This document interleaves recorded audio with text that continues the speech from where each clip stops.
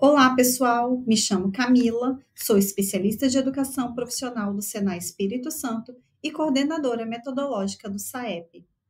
Você já assistiu nossa aula anterior? Na aula de hoje, falaremos sobre o contexto dos itens. Nos itens SAEP, o estímulo proposto deve ser contextualizado de maneira motivadora, mantendo a relevância para a capacidade específica que está sendo avaliada. Evite adicionar informações irrelevantes ou situações complexas que possam induzir o estudante a utilizar conhecimentos ou habilidades que não estão sendo diretamente avaliados. Para cada item, avaliamos uma única capacidade. A situação apresentada deve ser plausível e condizente com a realidade, garantindo que seja compreensível e aplicável ao contexto do avaliado. Certifique-se que o problema tenha relevância prática e contribua para dar significado concreto à capacidade a ser avaliada, evitando abstrações excessivas ou cenários irreais. Lembre-se, o contexto deve ser uma situação-problema. O item deve ser estruturado de maneira a permitir que o aluno evidencie a capacidade desenvolvida, oferecendo espaço da aplicação da capacidade para atender a subfunção por meio do conhecimento. Evite questões muito restritivas ou vagas que possam limitar a demonstração do que foi aprendido.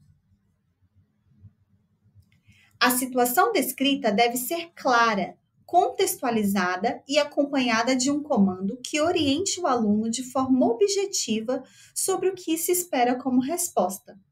Certifique-se de que o comando mobilize os recursos necessários para a resolução do item, evitando ambiguidades ou múltiplas interpretações. Tudo que está no item deve ser necessário para respondê-lo. O uso de imagens deve ser criterioso e alinhado ao objetivo do item, servindo como suporte para raciocínio do aluno. Não utilize elementos visuais desnecessários. Essa imagem, por exemplo, é necessária para responder a esse item. Essas são informações que o aluno deve analisar para conseguir responder ao item. Caso a imagem não seja necessária para obter uma resposta, ela não deve estar na avaliação. O item deve refletir situações próximas à realidade de possíveis desafios encontrados no mercado de trabalho. Isso torna a avaliação mais significativa, ajudando a estabelecer conexões entre o conhecimento teórico e a prática profissional. O contexto deve ser claro e direto, focando apenas nas informações essenciais para a resolução do problema. Evite textos longos ou detalhes irrelevantes que possam desviar a atenção do aluno ou comprometer a compreensão do problema. Vamos analisar o seguinte contexto. Um empresário precisa assinar um contrato de locação para a filial de sua empresa. No entanto, esse empresário não poderá comparecer ao local de formalização do contrato de locação para a filial de sua empresa na data prevista. Por esse motivo, o empresário enviará um gerente como representante. Esse gerente, enviado pelo empresário como representante, deverá comparecer à negociação. Para comparecer à negociação, o gerente deverá estar com os registros pessoais e com o documento assinado pelo empresário. Esse documento, assinado pelo empresário, concederá ao gerente o direito de outorga necessário para a assinatura do contrato de locação para a filial da empresa. Esse exemplo apresentado não é adequado, porque apresenta um texto excessivamente longo e repetitivo, comprometendo a objetividade e a clareza. Diversas informações são reiteradas de maneira desnecessária, como a repetição constante de empresário, representante, contrato de locação e filial. Esse excesso de detalhes pode confundir o aluno e dificultar a compreensão do comando, desviando o foco da questão principal.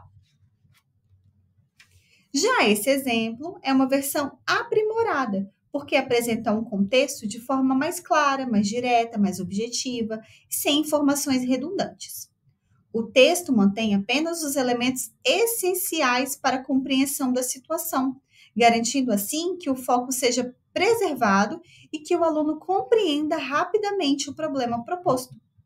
Isso facilita a interpretação e evita o desvio de atenção de detalhes irrelevantes, otimizando a eficácia da avaliação. Esse outro exemplo também não é adequado, porque apresenta um texto extenso e pouco objetivo, além de conter informações desnecessárias que não contribuem diretamente para a resolução do item. Esse exemplo é mais adequado, porque apresenta o contexto de forma direta, clara e relevante para a questão proposta. O texto fornece apenas informações essenciais para situar o aluno no problema, sem excessos ou detalhes irrelevantes. Além disso, o comando final é claro e objetivo, orientando diretamente a ação esperada, o que facilita a interpretação e garante que o aluno mobilize os conhecimentos corretos para responder à questão. Na próxima aula, falaremos mais sobre o comando. Vamos ver um pouco mais sobre o suporte, que faz parte do contexto? O suporte, ele deve estar obrigatoriamente relacionado ao contexto e ser necessário para responder o item. Ele deve apresentar referência bibliográfica completa, estar nítido e bem posicionado, apresentar a descrição da imagem para assegurar a acessibilidade a estudantes com deficiência visual.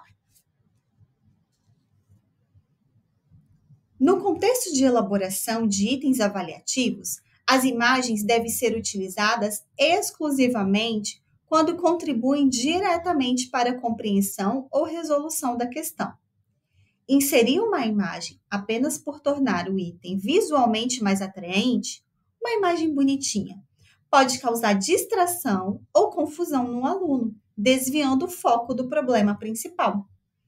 Além disso, imagens desnecessárias podem transmitir informações irrelevantes, prejudicando a clareza e a objetividade da avaliação. Esse é um exemplo de uma imagem que é necessária para a resolução do item. Nela, o estudante busca informações para a realização do cálculo de área máxima a ser ocupada pela projeção da edificação.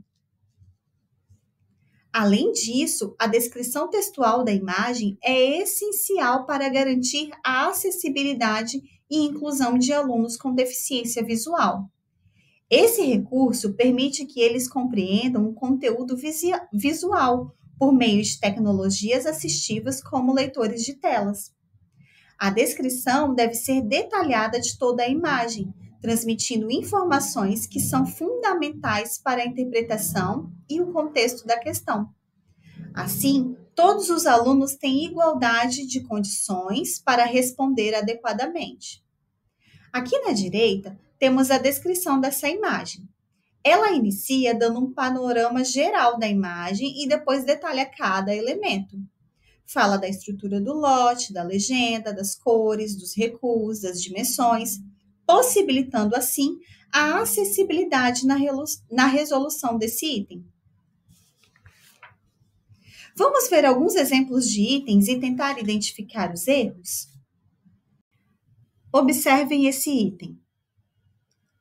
Analise a subfunção, o padrão de desempenho, a capacidade e o conhecimento a serem avaliados. A dificuldade desse item é difícil.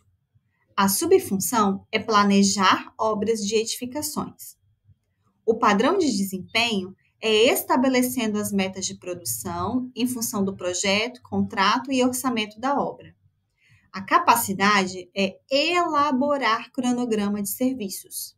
E o conhecimento são conceitos de planejamento, controle de produção.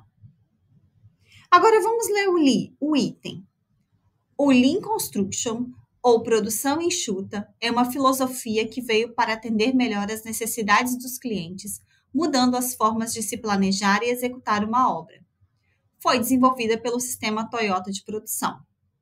Assinale a alternativa que define corretamente o objetivo do sistema Toyota de produção. Aqui, o estudante não está demonstrando a capacidade de elaborar cronograma dentro de um contexto de planejar obras. Ele está apenas lembrando o que o sistema Lean faz. Além disso, o contexto apresenta um conceito. Portanto, esse tipo de item não é utilizado no SAEP. Mas vamos falar um pouco mais sobre o padrão de desempenho? Perceberam que ele aparece no cruzamento do item? Essa informação é muito importante, pois é o padrão de desempenho que irá te ajudar na contextualização do item. Claro, considerando a capacidade e o conhecimento também. O fato é que aqui nós não estamos avaliando a capacidade do aluno de elaborar cronograma de obra. Vamos ver esse outro exemplo. A NBR 5410, Instalações Elétricas de Baixa Tensão, estabelece diretrizes para o projeto, execução, operação e manutenção de sistemas elétricos de baixa tensão, visando a segurança das pessoas, a preservação dos bens e o funcionamento adequado das instalações.